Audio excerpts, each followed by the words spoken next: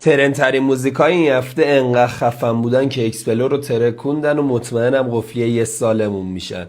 موزیک اول فیت اشوان و مهیار همدست. براخم من یه دندکی عشقمون به جنگ کشید حسمون به تش رسید بودی تبتون تموم شدی رفت فکر نکنی خالی جات زدی دلمو میسوزونمت دلم یه حالی یه بات.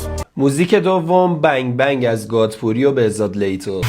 میخوره زمین که انتازم ایران میره هوا گاد کار بندازه پی نام بری خیر باشه تا لاف میزنم تو سرت مثل پرکاشن. هر کیو فکر کنی داره به ما ارادت با ما بچی نمی کنی تو یه خواب راحت سیشتونو میکشم صدا مداقت انقدر چاقالی که میکشی لا به چا خجالت. موزیک سوم گذشته آب از سر من از معین زد.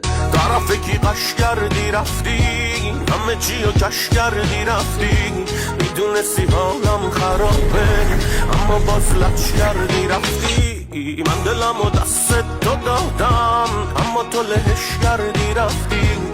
موزیک چهارم پینوکیو از آرتا و ویناک. سلامتی ستونا چاقی نه تو روما میپیچم تو بیوکادا میام دم بلوکا میگم با آرتا میر پلی میشیم کف کلوپا رفاقتمون مگ نره مثل تویوتا اسکی میرن رو ما امریکا تا اروپا چون با وینی برف داریم ما قد اولودا وقتی که تو خواب نازی شب میزنیم ورود ما رو خون را میریم کف کفش میشه لوبوتا. و موزیک پنجم کلبه از فرزاد فرزین. خونه همون خون است ولی درا رو بستم رو خودم از بس که خستم از همه عاشق تنهایی شدم بارون دیگه نمیزنه